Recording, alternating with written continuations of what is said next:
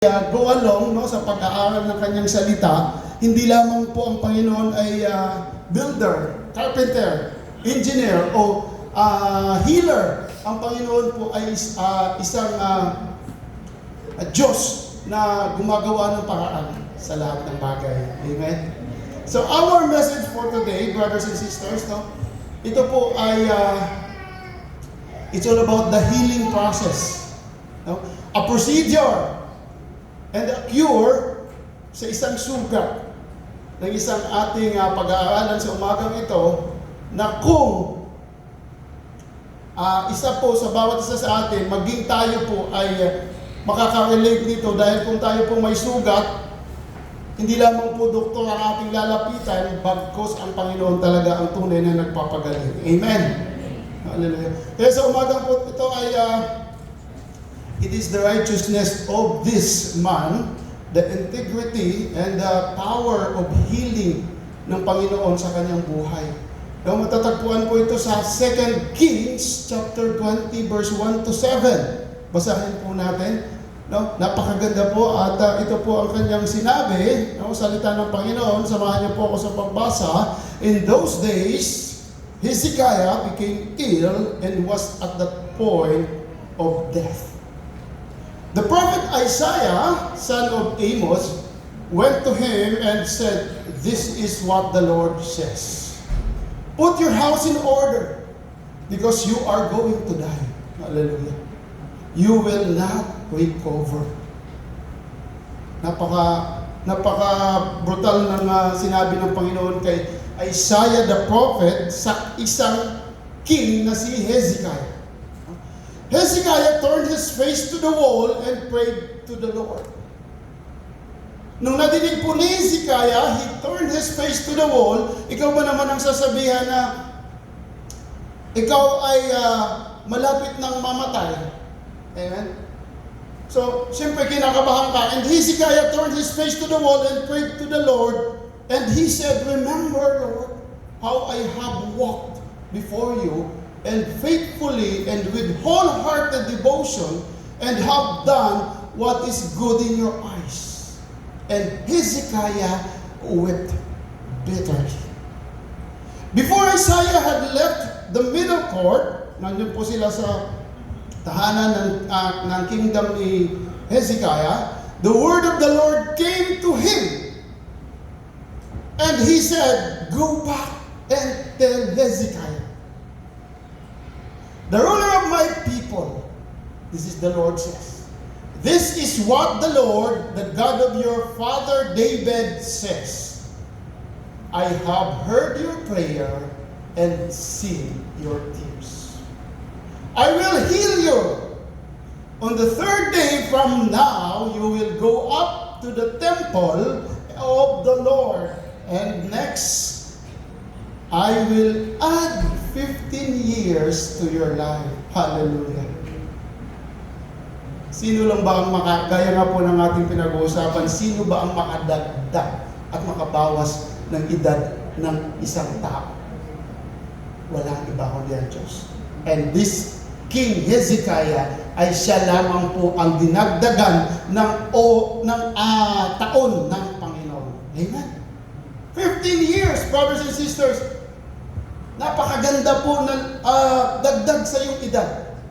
So ang sabi po dito, "And I will deliver you and this city from the hand of the king of Assyria. I will defend this city for my sake and for the sake of my servant David." Then Isaiah said, "Prepare a poultice of figs." They did so and applied it to the boil, and he recovered. Palakpakan natin ang Panginoon. Hallelujah. Ang pamagat po ng ating pinag-uusapan sa umagang ito at ang mensahe ng ating Panginoon ay walang iba kundi the poultice of figs. Hallelujah. Alam niyo po ba yung poultice? Ngayon ko lang din po siya na-encounter. So, sa medical ba, nandun po yan, poultice? Poultice ba? Medical term is poultice, yes? Tama po ba? Hindi nyo alam kung poultice. Poultice of figs. No? Ang sabi po dito, Ang poultice of pigs o poultice ay isang dakot na himala, hindi po himala. Kung ang pelikula ay dakot na himala, dito po isang dakot na kagalingan. Napakaganda po nito, ang sabi po dito, no? Sa Tagalog, basahin po natin. Okay. Nang panahon iyon, nagkasakit ng malubha si Hari Ezekias. Dinalaw siya ng propetang si Isaias na anak ni Amos at sinabi sa kanya, ipinapasabi ni Yahweh na ayusin mo na ang iyong kaharian sapagkat malapit ka ng mamatay. Hallelujah. Hindi ka na gagaling sa sakit mong yan. Sabi po ng Panginoon. But in verse 2, humarap si Hari Ezekias sa dingding, no? At nanalangin kay Yahweh. Alalahanin po sana ninyo Yahweh. Then he pleaded to the Lord. Hezekiah is not only a prayer warrior, but he is an intercessor. Amen.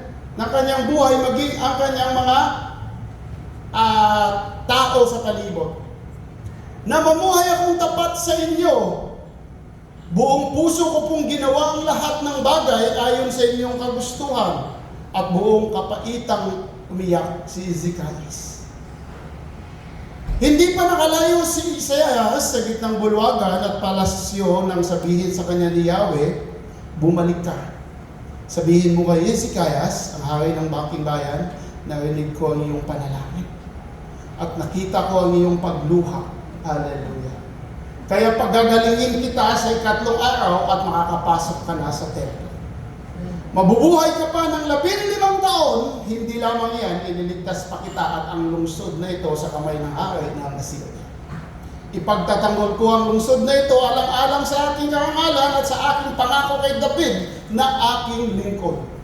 Pagbalik ni Isaias kay Ezekias, inutos niya sa mga katulong ng hari at tapalan ng katas ng igos ang bukol ng hari upang ito'y gumaling.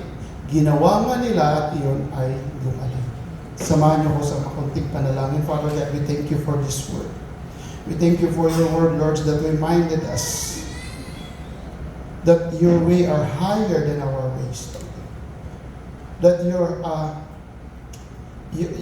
are the God that sees our heart. You are the God that can heal us. You are the God that turned away our wickedness into your own way, Lord, that can bring you into your temple. Salamat, O Diyos, sa umagang ito, Panginoon, maging ang mga nakikinig ngayon yung salita, basbasan mo at buksan mo ang aming mga pandinig, Panginoon, at aming mga mata, upang kami makakita at makadinig ng lubusan, Panginoon, sa inyong mga salita, at aming itong magamit sa aming mga buhay. Pagpalain mo nawa, Panginoon, ang aming pandinig, at ito'y matuluyan, Panginoon, na aming ma-apply sa aming buhay. Salamat, Lord God, sa umagang ito at sa inyong salita. Bless your word as we bless you in the name of Jesus, Father. Amen. Hallelujah. Thank you, Jesus. Mga kapatid, ito po ang sinasabi dito, a poultice of figs. Ito po ang poultice of figs, ay ito po ang sinasabi nila, a medicinal paste made of pressed or dried figs. Bakit kaya figs, mga kapatid? Lagi pong figs ang ginagamit, no? Ang ina-apply po dito sa salita ng Panginoon. Later on, makikita natin kung bakit figs ang sinasabi. Because one of the fact that na makikita po natin dahil sa palibot po nila ay halos mga figs. Amen. Sa unang panahon sa Biblia, kung ano po yung available, yun po ang pinapagamit ng Panginoon. So mga kapatid, ito po ang poultice of pigs o sa Tagalog ay ito po ay a lump of pigs. Ito po yung yan, nakikita po isang bukol o isang pantapal, no? Na panggamot sa mga sakit, sa boil o ano man pong mga bagay. Sino pong gumagawa nito? Dati po ako gumagawa nito pag may mga itim, pula ka sa, di ba, yung mga oregano, dikdikin mo at itapal. Amen? This is, tawag dito, wala pong halong chemical po ito. Napakaganda po ito. This is herbal way. Oh. So mga kapatid, Ito lamang po ang sinabi ng Panginoon sa kay Isaiah na isabihin kay King Hezekiah. At ginawa po nila, ano po nangyari? Gumaling po siya sa ikatlong araw. Napakasimple po, hindi po natin alam bakit. Mga kapatid, pag tinignan po natin, ang sabi po dito, there is a spiritual meaning behind of this way of the healing ng Panginoon. Ano po ang makikita natin? Ang sabi po dito, alam niyo po, si Hezekiah, nakikita naman po natin, no? Na ano ang sabi niya, kung bakit siya pinagaling ng Panginoon, at kung bakit binawi ng Panginoon yung kanyang sinabi sa King Hezekiah. Malapit na siyang mamatay bagkos, pinagaling pa siya ng Panginoon, and the good thing is, he added 15 years sa buhay ni King Hezekiah. Bakit? Dahil nakitaan po mga kapatid ng Panginoon si King Hezekiah ng righteousness sa buhay niya. That's why, mga kapatid, di ba po, no? Again, titignan natin kung sino si King Hezekiah. Alamin po natin kung sino si King Hezekiah. Sino na po ba nakakilala kay King Hezekiah? Sige po, pag-aaralan natin. Who is Hezekiah or King Hezekiah? Of course, he is king. Si King Hezekiah ay makikita sa aklat ng 2 Kings chapter 16 verse 20. Kung gusto niyo pong to dig deeper sa kay Hezekiah, and makikita po sa 2 Chronicles chapter 28 to 32. And at the same time, no, si Isaiah mismo ang gumamit dahil he is the witness doon sa buhay ni King Hezekiah, isinulat po niya sa kanyang aklat. That's why it can also be found in the book of Isaiah chapter 36 to 39.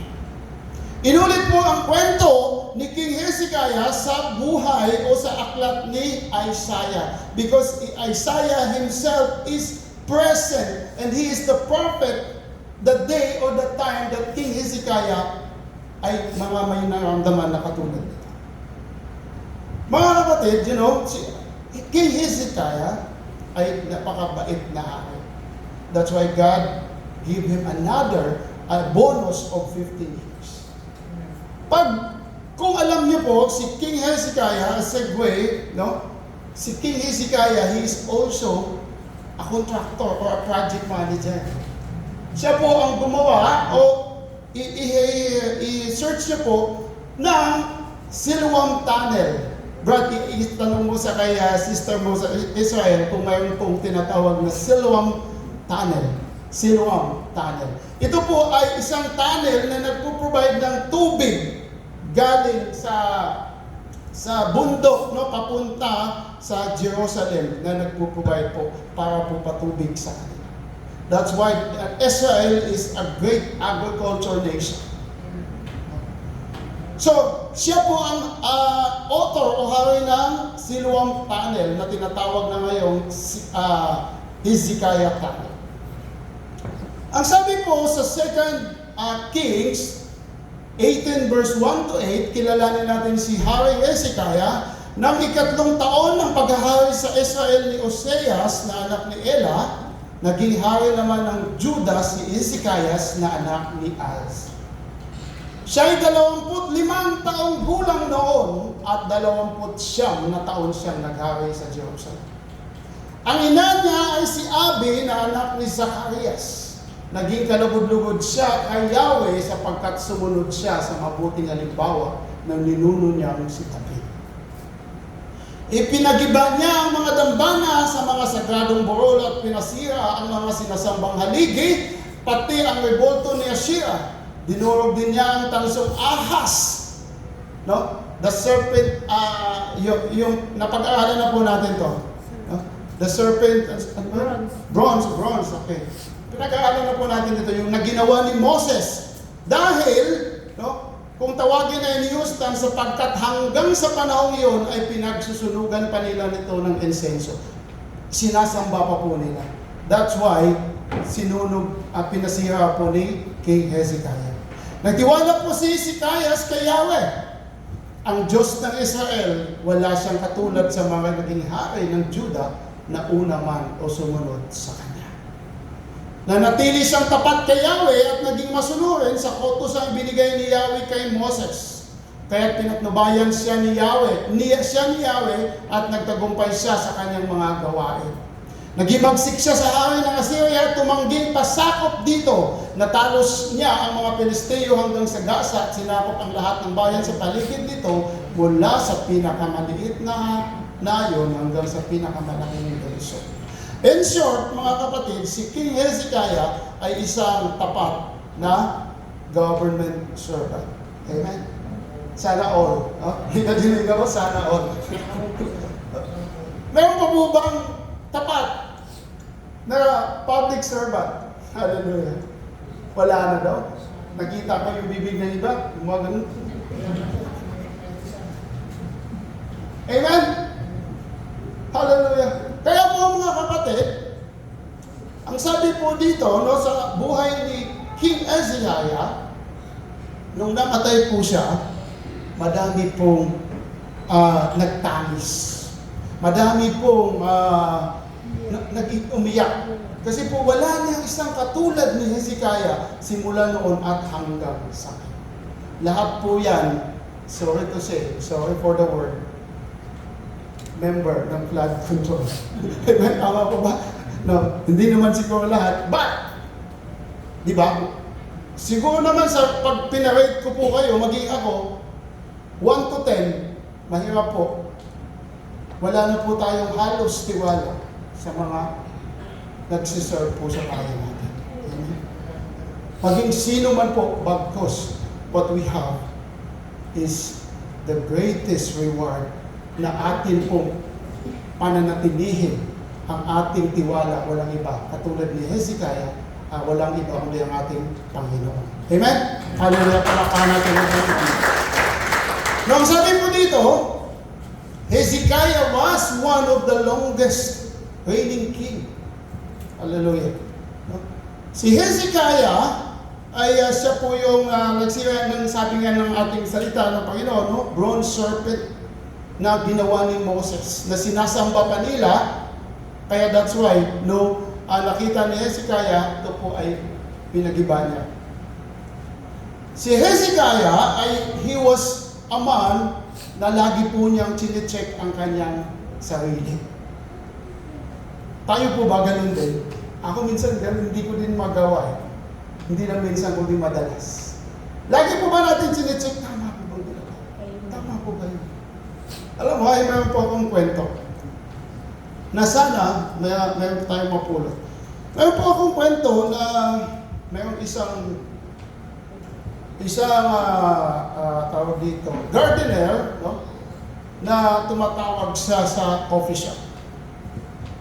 Mayroon siyang tinatawagan at nadidinig po ng coffee shop owner. Ang sabi niya, hello, naghahanap po ba kayo ng gardener? Sabi po niya. Ang sabi po sa kabilang linya at nalaman po ng coffee shop owner, no, pag-uusapan nila. Naghanap po ba na kayo ng gardener? Ay, hindi na po. No, sabi niya. Kasi po, ako po sana i-apply. Mayroon na po kami nahanap, sabi po ng kabilang linya. Sabi, kumusta naman po siya? Sabi niya, kumusta naman po yung bagong gardener niyo? So the other side of the conversation, ang sabi niya, siguro mabuti naman po, mabuti naman po kung gano'n, mabuti naman pala po siya, mabait naman po pala po siya.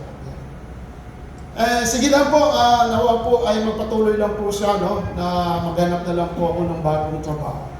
This boy, at nadinig po ng coffee shop owner, and the coffee shop owner feels sad sa nadinig po niya. Ang sabi niya, nalulungkot ako sa iyo kasi hindi ka natanggap sa trabaho. Sabi niya, bakit? Sabi niya, no, wag.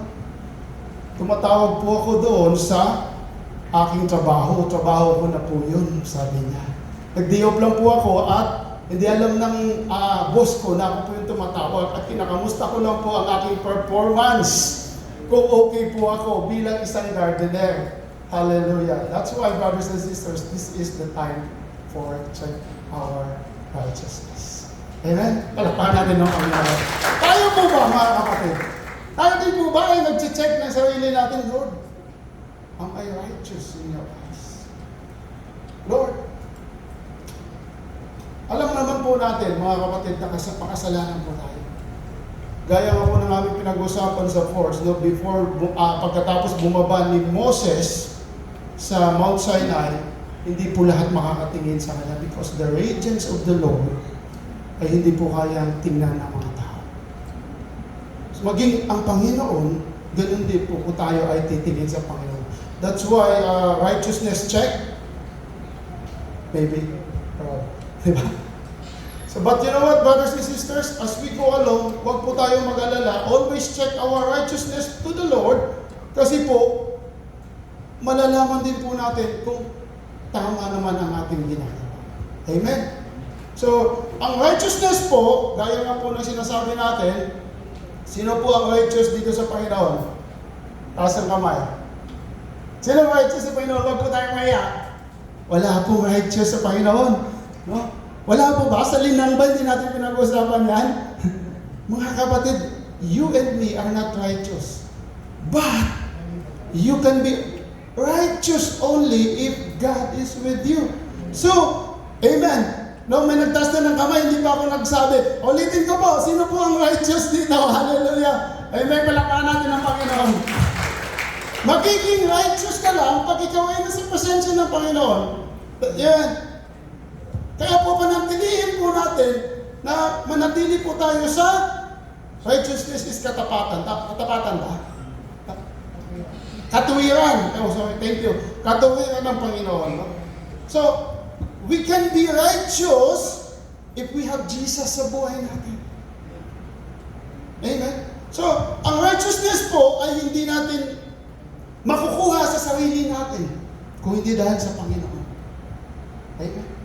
Isa pang kwento. Ang sabi po ng kwento, ang righteousness ay hindi lamang sa panglabas na anyo. Ito po ay makikita sa panloob na anyo.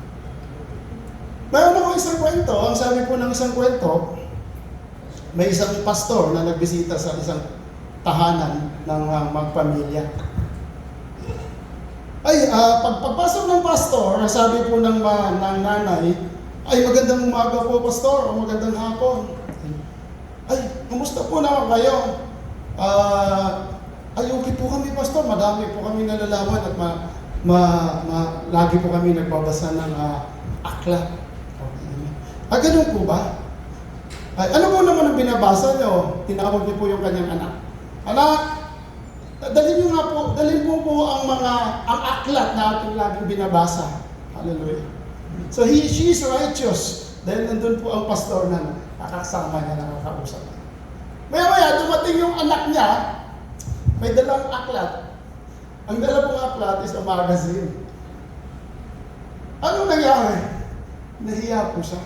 Kasi po ang lagi pala nilang binabasa ay magazine, hindi po ang Biblia. Nakuha po ba natin? So righteousness, naging righteous ka lang dahil kung nandyan ang kausap mo na righteous, no?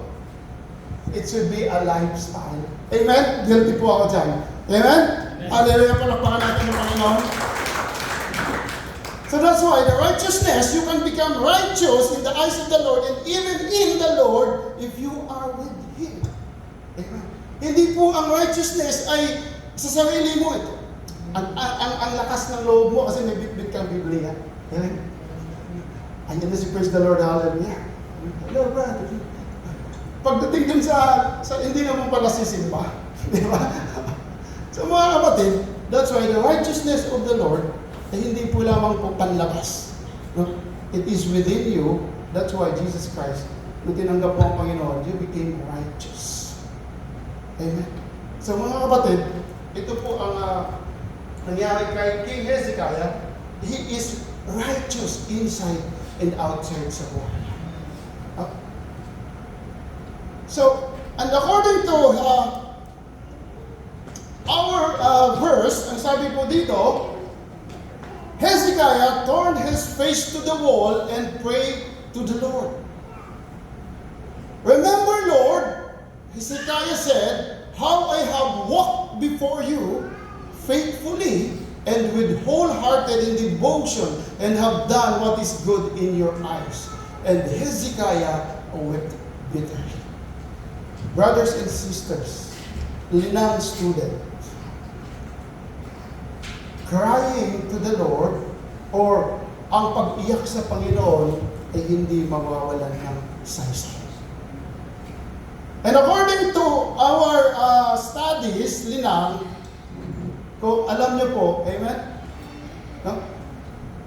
The first three kinds of intercession, naalala niyo po ba to o hindi niyo napag-aaralan? The first three kinds of intercession is, no, God is moved by our tears. Amen? Talabas po yan sa exam mamaya. Ignore. God is moved by our tears. Naniwala po ba tayo dyan? Ang Panginoon ay namumove sa iyong pag-iyak. Dapat yung pag-iyak mo, of course, may saysay, may silbi.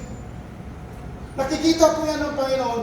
And take note, in the Revelation, this God na nakakita ng iyong pag-iyak, ng aking pag-iyak, kung tayo mananalangin and we, as intercessor with the Lord, He will wipe away all your tears. He will count all those tears na tinatago ng Panginoon. Wala pong hindi binilang ng Panginoon. So that's why, huwag po tayong maghinayang na umiyak sa Panginoon, manalangin, no? Tumangis para po sa isang tao, isang bagay, isang pangyayari na kung saan tayo ay magiging isang intercessor. Amen. Like the intercessors of the Bible, no? Who are the intercessors of the Bible? Yung umiyak, Moses, Nehemiah. Sino ba? Madaming mga intercessors sa Bible. Jesus. I only mentioned 3. No? So that's why, brothers and sisters, and there were a lot of intercessors in the Bible, na sila po ay ginamit ng Panginoon upang, no, umiyak, manalangin, so that this God of Hezekiah and our God ay mag-move sa ating panalangin na ito. Amen. Do you believe, brothers and sisters? Palakpakan natin ang Panginoon. Hallelujah. So, ang sabi po dito, si Hezekiah bilang hari ay meron po siyang integrity o integridad over the circumstances sa kanyang buhay. Kaya po, this integrity ay hindi po mapapalitan.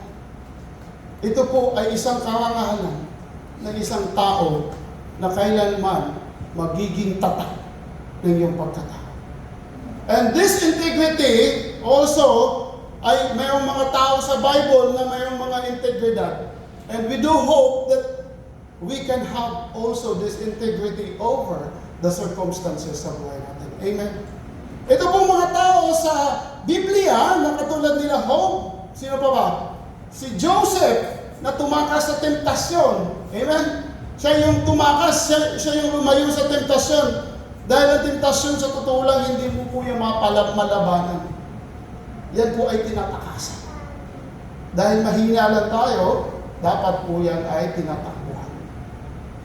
Amen. So, si Daniel, dahil hindi siya nagpatibag sa kanyang panalangin, despite na pinapaluhod sila sa Diyos-Diyosan. Si King David, despite na nakapatay ng tao, but he cried.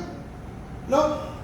And with his own heart, no? Sabi na ni David, change my heart, O Lord. Kaya po, David is one of God's apple of his eye. Si David po ay mahal ng Diyos hanggang ngayon, despite sa kanyang ginawang kasalanan, because he repent and he asked forgiveness. Tayo mga kapatid, dapat ang ating puso ay lagi po natin i-check din. Gaya na po na sinasabi natin. Ako din, sa totoo lang, sometimes, mukhang masakit na yata yung puso ko pero hindi po yun dahil doon, kundi dahil din minsan sa mga bagay na ginagawa po natin. Too much sa mga bagay na bawal. Amen. So kasama na po yung mga kasalanan. Ang sabi po ng salita ng Panginoon, in the life of Hezekiah, he has a righteous heart in God. Si Hezekiah ay nakikita ng Panginoon ang kanyang puso. And one way na tayo din po ay ma-recognize ng Panginoon through our heart. Hindi po natin maitago po yan sa tayo. Diba? Magiging kunwari ka lang nasisimba pero hindi naman pala, the Lord knows kung ano yung ginagawa sa simba. Pupunta ka lang sa isang bagay pero iba naman na yung ginagawa. Brothers and sisters, alam ng Diyos ang kanyang, kung paano siya, no? Paano niya ginagawa at kinikilatis ang isang tao. So, ang sabi po dito, in 2 Kings, chapter 20, verse 6 to 7, ang sabi po dito, I will add 15 years to your life. And I will deliver you and this city from the hand of King Assyria. I will defend this city for my sake and for the sake of my servant David. Then Isaiah said, prepare a poultice of figs. They did so and applied it to the boil and he recovered. Once again, mga kapatid, ikita po natin, no? Na sa isang sabi lang ng Panginoon, nagaling si Hezekiah. Do you believe na dahil doon ay pinagaling si Hezekiah? Amen? Naniwala po ba tayo? Hallelujah. But you know what, brothers and sisters, sasabihin po natin, that is one way or only way na ginamit ng Panginoon upang si Hezekiah ay kanyang masubukan at malaman niya na tunay ang puso ni Hezekiah. Kasi po sa totoo lang, pwedeng buhayin at pwedeng bibigyan ng Panginoon ng tunay na buhay si King Hezekiah, and that's it. Binigyan po niya ng tunay na buhay. And that's poultice of figs ay isang paraan lamang upang makita ng Panginoon at siya po ay mag-glorify. Amen. Kasi alam naman ng Panginoon that King Hezekiah is righteous. Anong ginawa ng Hezekiah? He turned his face to the wall and cried to the Lord. Hindi mo magagawa yan, kapatid, kung ikaw ay hindi faithful at ikaw hindi righteous sa Panginoon. Brothers and sisters,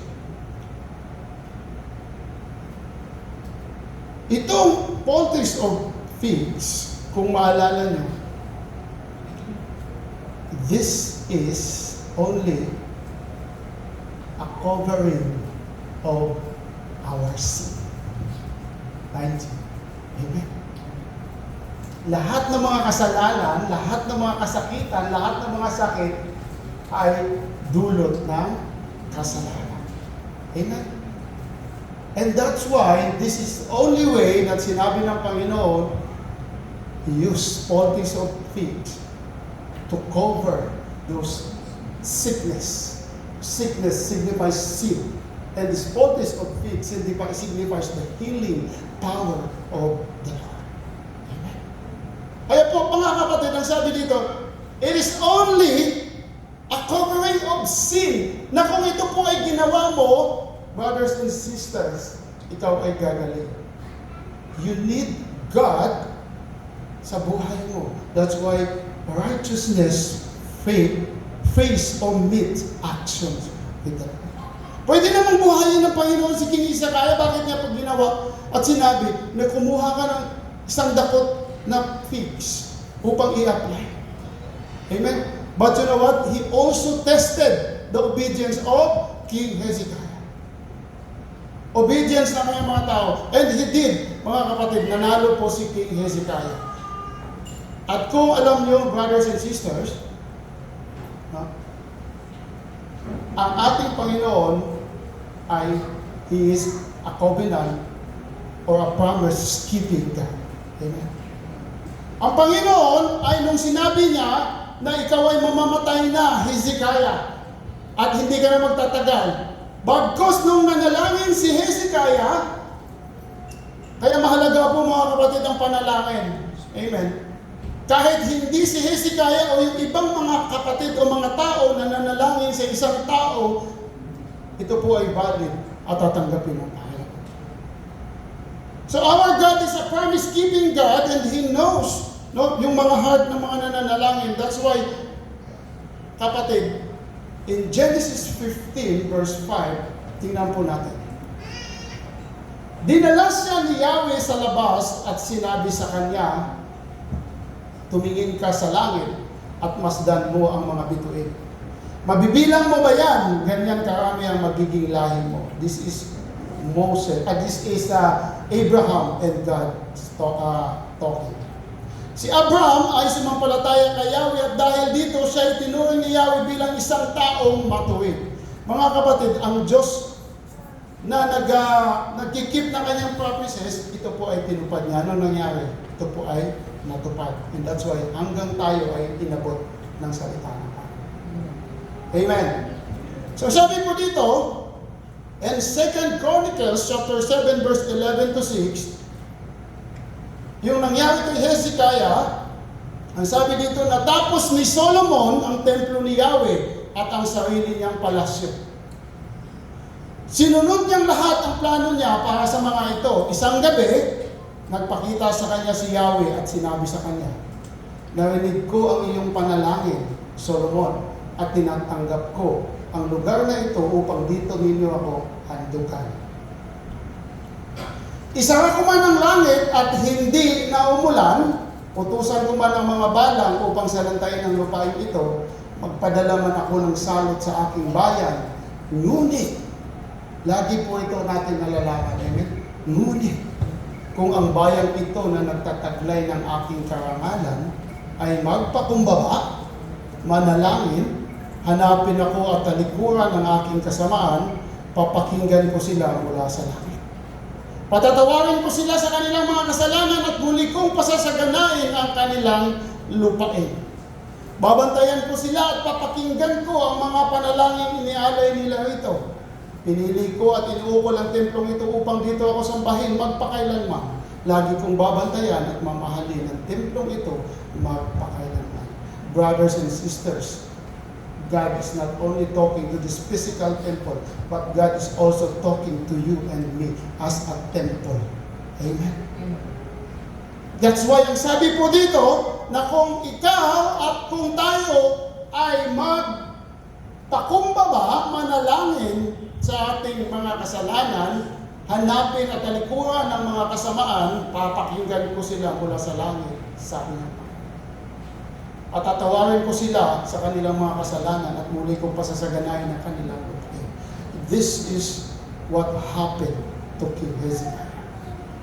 Ano po ang kanyang ginawa? Maganda po yung ugali ni Hezekiah na kung saan he has the integrity over circumstances. Siya po kaagad ay nanalangin, Lord. So in intercession, again, sa mga nag-aaral, ano po ba ang dapat na gagawin? Sayang nga po nang sinasabi natin, you have to tell the attributes, the character of the Lord. Lord, ikaw ay mahabagin. Alam kong Diyos ka na mapagpatawad. Alam ko na mayroon ka pang plano. Alam kong ikaw ay tunay na Diyos. May mababago at alam ko pahabain mo pa ang buhay ng aking pinapanalangin. Amen. So this is one of the topic in the intercession. Tama, mga kapatid. You have to tell God His attributes, His character. Ipaalala mo sa Kanya na, Lord, ikaw ay tunay na mapagpalang Diyos. Alam ko, pagpapalain mo. Pero ano ang sabi ng Panginoon? Magpakumbaba ka muna, manalangin, at hanapin ako talikuran ng mga kasama. Gaya nga po ng ating pinag-aaralan sa Bible study, ano ba ang dapat gawin? No? upang patawarin ng Panginoon, tayo po ay magpatawad sa ating mga kasalanan at maging nakikasala sa atin. Amen? Sabi po dito, brothers and sisters, in 1 Corinthians, even si King Hezekiah, take note, hindi po nakaligtas. Even he is righteous in the eyes of the Lord. Siya po ay nagkaroon ng sakit. Amen? Alam mo, ang sabi po dito ng salita ng Panginoon in 1 Corinthians chapter 10 verse 13, wala pang pagsubok na dumating sa inyo na hindi naranasan ng ibang tao, tapat ang Diyos at hindi niya papahintulot na kayo'y subukin. Nang higit sa inyong makakaya sa halip, pagdating ng pagsubok, bibigyan niya kayo ng lakas upang makayanan ito at ng paraan upang maramdasan. Ibig pong sabihin, brothers and sisters, sisiw lang ang mga pagsubok na dumadating sa iyo kung ikaw ay nanatili sa Panginoon. Amen? But, hindi ibig sabihin na exempted ka na sa mga pagsubok na to. Yes, I am. Hindi. Kung di, mga kapatid, ito po yung mga karanasan mo upang lalo kang titibay, lalo kang tatatak. At alam mong tatagumpay ka pa ng araw. Amen. Can I hear a loud amen to the Lord? Hallelujah. Palakpakan natin ang Panginoon. Brothers and sisters, kung naman po ating naranasan sa ngayon, lahat po yan ay nakakaranas. Sabi ng Panginoon, even the whole world. Ang mga pagsubok na naranasan mo in a different way, iba-iba ang pagsubok na naranasan natin, bagkus iyan po ay ating naramdaman. At ito po ay ating malalampasan. Walang ibang paraan kundi dahil lamang sa Panginoon Jesus. Amen? Palakpakan natin ang Panginoon. Hallelujah! Ang nangyari po kay King Hezekiah ay ito po ay katulad, no? Na sinabi ng Panginoon, I am not only a God, hindi lamang po ako ang Diyos na nagbibigay ng kasaganaan. This is the attribute of the Lord. Our God has a healing power. Amen. Our God has a healing power ng iyong mga hinihingi sa ngayon, ng iyong mga sakit, anuman po, in Jesus' name. Amen. Hallelujah. So mga kapatid, our God has a healing power to save, to heal you. Even itong bulag na to, ang sabi po sa John 9, verse 1 to 9, napakaganda ang sabi ng salita ng Panginoon, sa paglalakad ni Jesus, nakita niya ang isang lalaking bulag mula pang ipinanganak. Tinanong siya ng kanyang mga alagad. Hindi po nawawala ito. Hanggang ngayon po ito mga nagtatanong, mga kapatid. Ito po yung mga nanunubok. Take note. Rabbi, sino po ang nagkasala at ipinanganak na bulag ang lalaki ito? Sino ang nagkasala at sino nagkasala nung ipinanganak ang lalaki ito? Hallelujah. Siya ba o ang kanyang mga magulang? Sumagot si Jesus. Si Jesus po yung tinatanong nila. Even Jesus, no, ay sinusubok ng mga Pariseo na to o ng mga Saduceo na to. Sumagot si Jesus, ipinanganak siyang bulag, hindi dahil sa nagkasala siya o ang kanyang mga magulang, kundi upang mahayag ang kapangyarihan ng Diyos sa pamamagitan niya. Amen. Bakit? Tingnan natin. Kailangan gawin natin ang pinapagawa ng nagsugo sa akin habang may araw pa. Anong ginawa ng Panginoon? At darating ang gabi kung kailan wala nang makapagtataparo. Habang ako'y nasa sanlibutan, ako ang ilaw ng sanlibutan, sabi ng Panginoong Jesus. Pagkasabi nito, dumura si Jesus. Hallelujah. This is another way of healing. Tingnan mo natin, no? Kaya it's all about medicine. Grabe, ano? Pwede mo ba sabihin? Ginagamit lang po yan dati sa mga may usog. Kaya nga pala gano'n, di ba? Tama po ba? Yung mga inuusog na kailangan lawayan mo to. No, brothers and sisters, wala na po tayong ganyan. Naalala ko po, di ba kahapon, no, sa ating Bible study. Kuya usog, lawayan mo daw kasi baka mausog ang bata. In Jesus' name. Brothers and sisters. Kasi ito siguro yung kanilang pinanghahawakan. Ang sabi dito, dumura si Jesus sa lupa at gumawa ng putik. Pagkatapos, ipinahid niya ito sa mata ng bulag. Oh. Amen. Ano kaya yung pakiramdam nyo, no? Kayo ba gusto nyo naisip o gusto nyo bang ramdamin yung putik na may duraan ng Panginoong Jesus? Hallelujah, no? Siguro, ibang klase po yun. Sinabi ni Jesus sa bulag, pumunta ka sa imbakan ng tubig sa Siloe at maghilamos ka. Ang kahulugan ng salitang Siloe ay sinugo. Pumunta nga ang bulag, naghilamos doon. At pagbalik niya ay nakakita na siya. Amen? Hallelujah! Brothers and sisters, hindi natin alam ang kamamahanan ng Panginoon. That's why huwag ka magtaka kung hindi man ngayon, bukas makalawa ang iyong mga hinihingi sa Panginoon. The more, even ako, the more na tumatagal, the more na nagkakaroon ka ng patience. Amen? Tama ba? The more na nagkakaroon ka ng faith over fear. The more na tumatagal yung panalangin mo na hindi sinasagot ng Panginoon, the more na tumitibay ka. Dapat. Amen. Dahil nananatili ka sa Panginoon. And you know what, brothers and sisters? Kung tutuganin ng Panginoon yan, in one click, tapos na yung hinihingi. Amen. Napakadali lang. But bagkos, this is all for you. There is a purpose. In Romans 8:28, all things work together for good. Ang lahat ng bagay ay nagkakalakit-lakit upang sa isang dahilan, upang mapakangalan ng Panginoon. Hindi man natin alam anong plano ng Diyos, anong purpose ng Diyos. Kung ikaw man, Sister Ann, ay pinabalik ng Panginoon, He has a greater purpose for you. Sasabihin ko. Amen. Taas mo ang Panginoon. Ay, taas mo kamay mo at sabihin mo, Amen. Hallelujah. Yes! That's right. Dahil ako dati, nung ako'y pinauwi galing din ng Saudi, 1 taon at kalahati lang po ako ang every year. Mind you, ang sabi ko lang sa Panginoon, Lord, gusto ko nang mag-asawa, ako'y binata pa. Ang sabi ng, and along the way, brothers and sisters, nagsangay ang kumpanya namin. Ang sabi ko sa Panginoon, Lord, ang sabi ko, gusto ko nang mag-asawa, hindi ko gusto mawalan ng trabaho. Hallelujah! But you know what, brothers and sisters? Ang purpose ng Lord kung bakit ako pinauwi, nakilala ko ako. Palakpakan natin.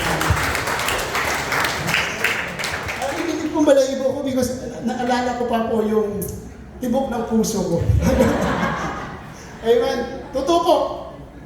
Ang sabi ko sa Panginoon, Lord, ang sabi ko, gusto ko na kasi at that time, medyo may edad na 30s na po ako. Gusto ko na pong mag-asawa. Nagsama po yung kumpanya namin. Pinauwi po kami lahat. Then at that time, may plano ng Diyos. Hindi mo alam. Hindi mo alam. God has a different purpose and plan. And it is all for your own good and even right. Amen. Lahat po yan ay may plano ng Panginoon and may purpose. And right now, because you are here, may plano ng Panginoon. Tita Virgin, God bless you. God knows your heart. Alam po ng Panginoon. Kung bakit ka dyan dinala dito, may plano po. Amen! Palakpakan natin ng Panginoon. So, ito po yung nangyari sa bulag. No? Ibang paraan na naman to ang ginawa ng Panginoon. So God has unlimited healing power. Huwag po natin aksayahin, huwag po natin ini-small. Amen. So you know what? Kailangan lang po dito kasi yung ating katapatan sa Panginoon. Yung ating magiging pagkabanal sa Panginoon. Because God is holy. Even me, Lord, nagkasala na naman ako. Patawarin mo. So, ang sabi po ng salita ng Panginoon, no? Ang katapatan o ang faithfulness ay siya po ang anchor mo sa buhay. Na sa kung saan, no? ang sabi po, that holds a commitment steady when the storms of circumstances try to wash it away. Naalala niyo po yung anchor na sinasabi natin dito. No? Ito po ang katapatan mo. At katapatan ko na kung nanatili ka sa Panginoon, no one can, tawag dito, itatapon ka, to wash away. No one can wash you away. Hindi ka maliligaw, hindi ka malilihis. Still, naka-anchor ka. Despite of the circumstances, despite ng mga alon sa buhay mo, still you are holding on to the promises of the Lord. And that's why you will never wash away. Hindi ka tatangayin, hindi ka hugasan, kundi lagi kang manatiling kumapit sa Panginoon. At one day, no, bababa ang tubig, ang mga bagay na mga circumstances. Lilinaw ang alon, makikita mo ang tunay na plano ng Diyos sa buhay. Amen? Hallelujah. Praise the Lord. Gusto niyo pa ba ng kwento? Mayroon pa po akong kwento, hindi po ako nauubusan. This faithfulness, brothers and sisters, o yung katapatan mo sa Panginoon at sa Panginoon. Mayroon pong kwento po dito na isang amo, naghahanap po siya ng dalawang labor na mag-aahon ng tubig sa balon. Mag-aahon ng tubig sa balon.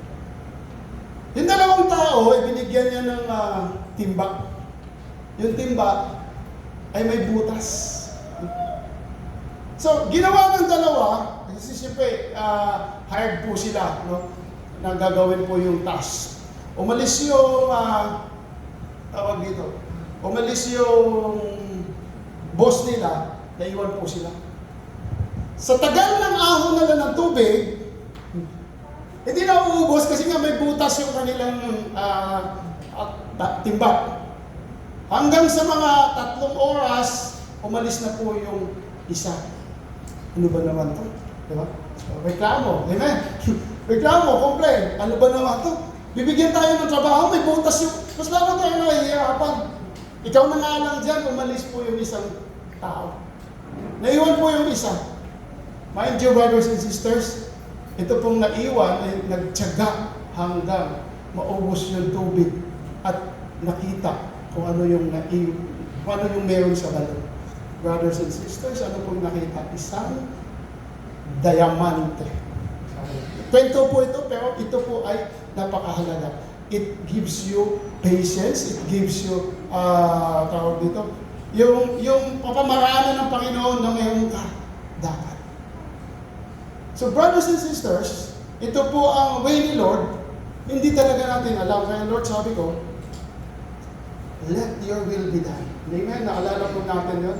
Lahat po na nangyayari sa buhay natin, let the will of the Lord be done sa buhay natin. Ipasa Diyos natin lahat. Bakit? Dahil God has a better plan than you and me. Ang sabi po ng salita ng Panginoon, His ways are greater than your ways, and His thoughts are higher than our thoughts. Kaya hindi po natin maarok o saklawan ang plano ng Panginoon sa buhay. Amen? Our great tayo dyan. Hallelujah. So in conclusion, tapos na po ang ating pag-usapan. Hallelujah. So sabi po dito, the poultice of figs, kung makikita po natin at malalaman natin, ano po ba yung poultice of figs? Itang dakot na, o tapal na pigs, no? Na tapal sa kasalanan. Mind you, brothers and sisters, naalala nyo, si Adan at si Eva, nung sila'y nagkasala. Amen? Basahin po natin in Genesis chapter 3 verse 6 to 7.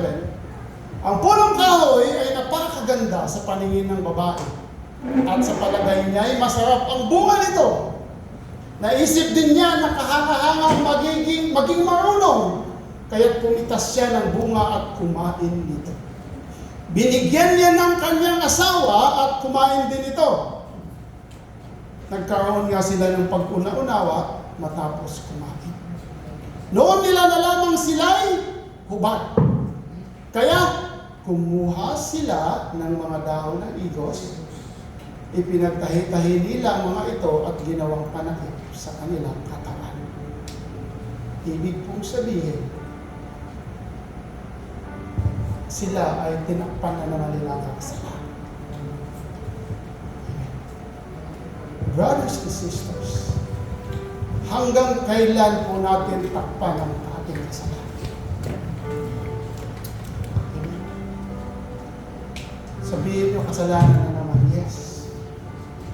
Kasalanan na walang katapusan. Kaya ano ang kailangan? Kapatawaran. This poultice of figs is a covering of sin. This poultice of figs, siya po yung nagtakip ng kasalanan na ginawa ni Adan at Eva. Amen. Brothers and sisters, kung ikaw ay mayroong kasalanan, huwag mo nang takpan. Gaya ni Hezekiah, ikaw ay sumunod sa Panginoon.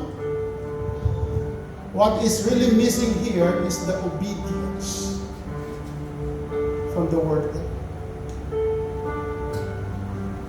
Ang pagsunod sa Panginoon, na kung sinabi niyang,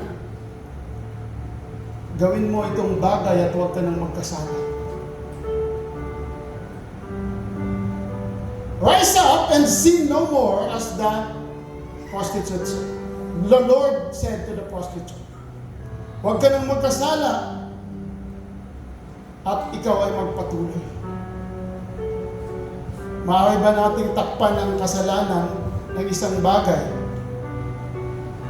kung ito po ay hindi natin ipapasa Diyos? Amen.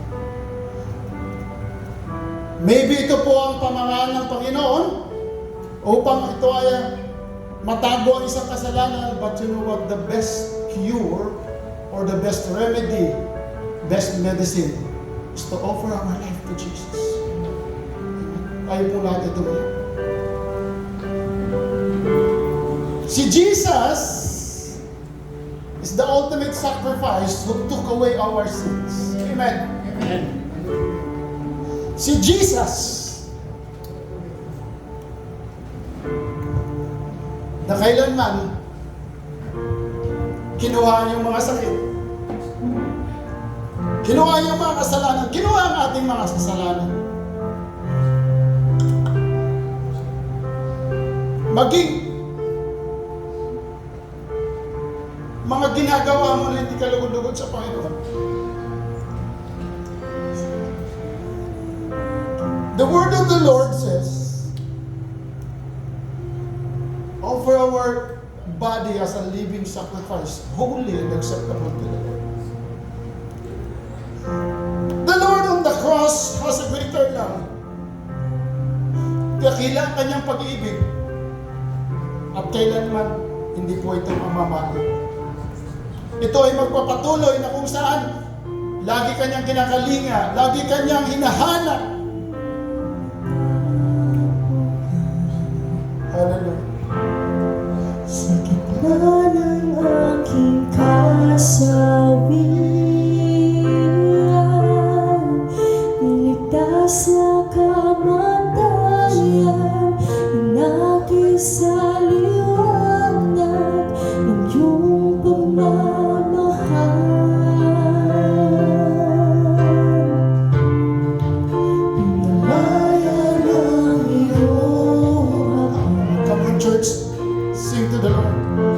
Sa dilim at sa aking pagkabulan, ngayon sa'yo